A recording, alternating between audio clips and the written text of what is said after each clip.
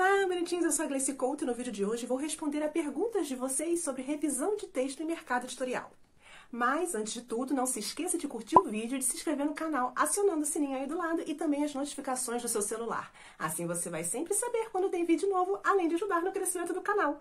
Me siga também nas redes sociais e lembrando que, caso queira conhecer as minhas histórias, há um link para elas na descrição do vídeo, beleza?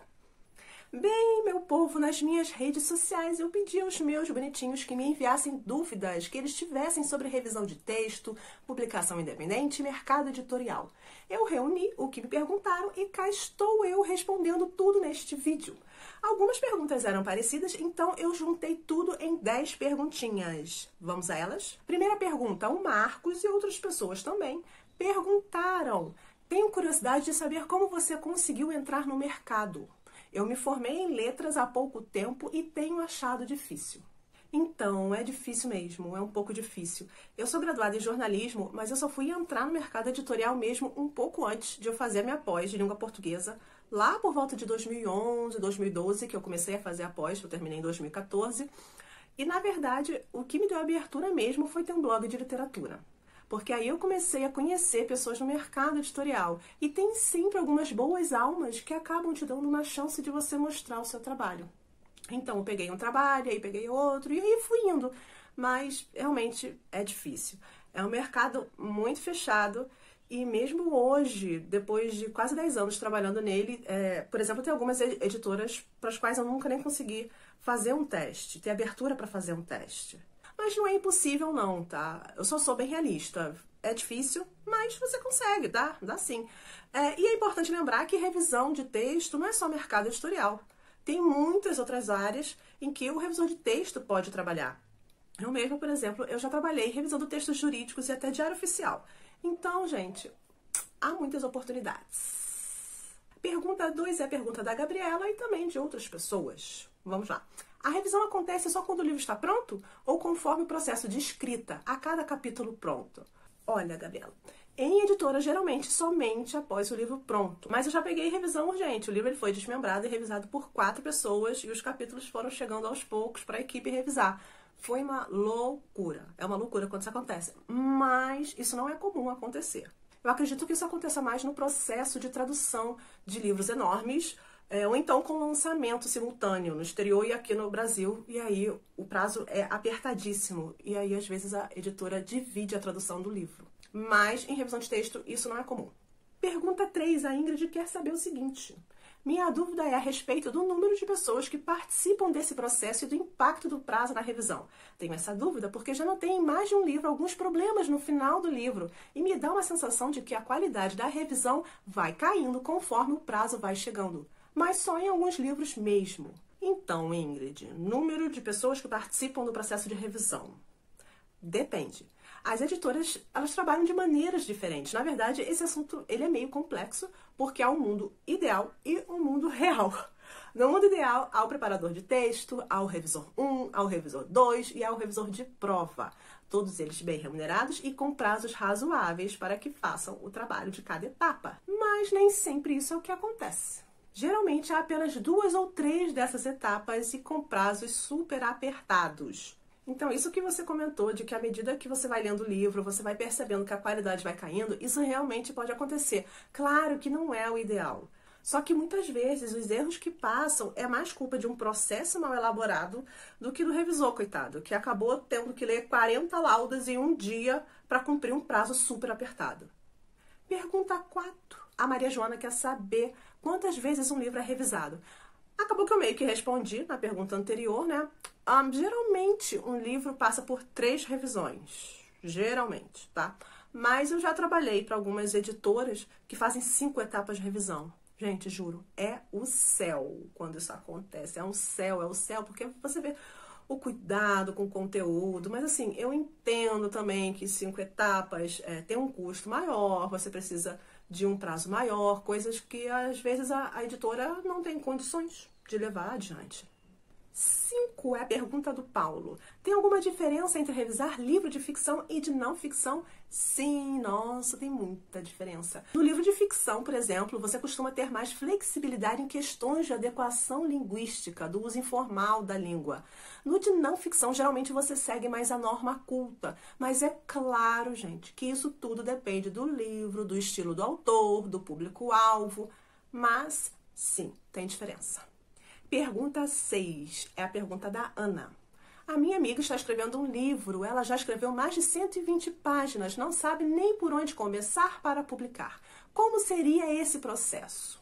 Eu acho que a sua amiga primeiro tem que pensar em terminar o livro e depois em editar e depois revisar. Não adianta pensar em publicação se o livro nem terminado está. Então, é melhor agora ela focar no que está escrevendo, trabalhando bem o texto. Depois, aí, ela pensa nisso. E aí, no caso, a Amazon está aí no mundo. Eu acho que a publicação independente hoje é o melhor caminho. Ou então, ela pode tentar ser agenciada por um agente literário. Hoje em dia, eu acho que é bem difícil você chegar direto a uma editora sem ser por meio de um agente ou de um sucesso independente na Amazon. Pergunta 7. O Felipe quer saber se a preparação pode deixar trechos do livro de fora da versão final, por serem incoerentes, problemáticos, algo assim. De novo, depende. Muitas coisas dependem nessa profissão.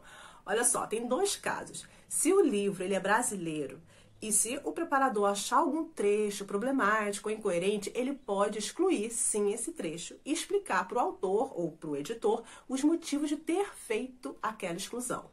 Isso acontece até com certa frequência, tá? Mas é claro que você tem que fazer isso com muito cuidado, afinal, o texto não é seu. E também é sempre bom você delimitar os limites da preparação com o autor e com o editor antes do serviço. É sempre bom você conversar, olha só, autor, olha só, editor, se eu achar alguma coisa assim, assim, assim, eu posso mexer. Qual o limite da minha intervenção no texto? É sempre bom você ter essa conversa antes de começar o trabalho. Agora, com o livro gringo, o buraco é mais embaixo. Por quê? Porque a obra já foi lançada lá fora. Então, ela já passou por todo o processo de edição, de revisão de conteúdo, revisão de texto também, mas na língua original. Ela está vindo para cá traduzida apenas. Então, você vai ter que fazer o quê? Você vai ter que ir no contrato.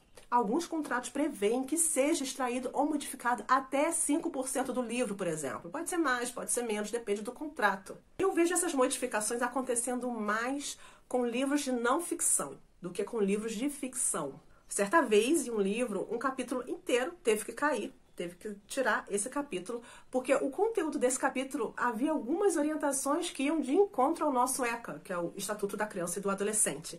Então, como ia de encontro a certas leis nossas, o capítulo inteiro teve que cair. E caiu. Então, depende de muita coisa, mas pode acontecer sim. Pergunta 8. O Matheus perguntou, dá para ganhar dinheiro com revisão de texto? Ai, Matheus, gente, eu adoro essas perguntas. Eu adoro essas perguntas. Olha só, meu povo. Depende, Matheus, do quanto seja esse ganhar dinheiro para você. Assim, dá para sobreviver, dá para você viver depois de uns anos de experiência e com uma boa cartela de clientes, já que a maioria dos revisores é freelancer. Mas se esse ganhar dinheiro para você é sinônimo de ser rico, aí não, colega, aí não dá para ser rico revisando texto. Na verdade, eu acho que é uma revisão muito pouco valorizada. A maioria acha que basta ser o quê? Falante da língua para ser revisão de texto. E assim, é só dar uma lidinha. Ai, se você dá uma lidinha nesse texto, é só uma lidinha. Não é só uma lidinha, gente. As pessoas não entendem, elas não entendem que o revisor de texto, o preparador de texto, ele passa a gramática inteira na cabeça quando lê uma frase. Então não é só uma lidinha, gente. Eu tô lendo aquela frase, mas eu tô passando a gramática inteira na cabeça pra ver se aquilo tá coerente, se tá certo. Não é só uma lidinha nunca. E fora que o revisor de texto e o preparador de texto tem que ter um ótimo conhecimento geral. Dia desses, por exemplo, eu tava fazendo um livro de negócios e eu li uma informação que soou estranha. Eu falei assim, gente, é isso aqui mesmo? Eu já li isso em algum lugar, mas acho que não era bem isso não.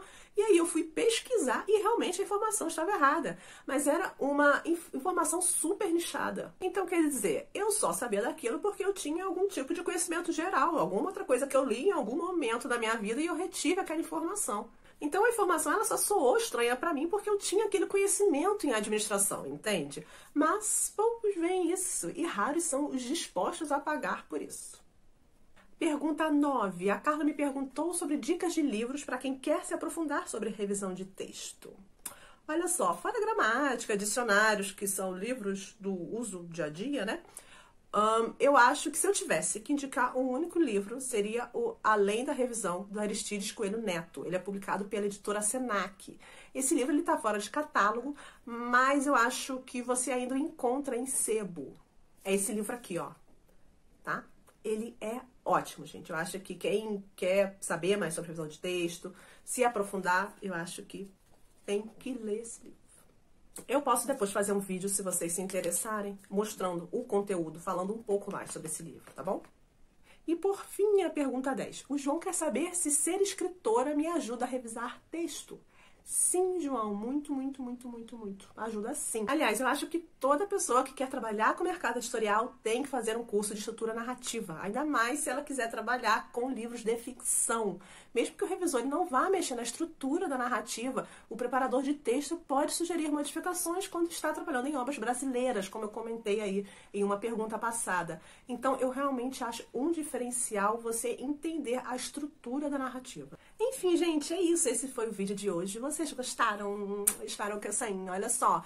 Vocês têm mais alguma dúvida sobre o assunto? Se esse for o caso, você pode deixar sua perguntinha aí nos comentários, beleza? Se surgirem muitas perguntas, eu faço um outro vídeo, tá bom? Vocês podem também perguntar sobre publicação independente também, não precisa só ser sobre revisão de texto. Enfim, vocês podem perguntar o que vocês quiserem aí, gente. O que eu como no café da manhã, qual grupo de K-pop que eu gosto, por exemplo, aquelas... Brincando, gente. Vocês podem deixar comentários aí perguntando coisas ou não. Qualquer comentário é bem-vindo, tá bom? É isso. Espero que tenham gostado do vídeo. Beijo. Tchau.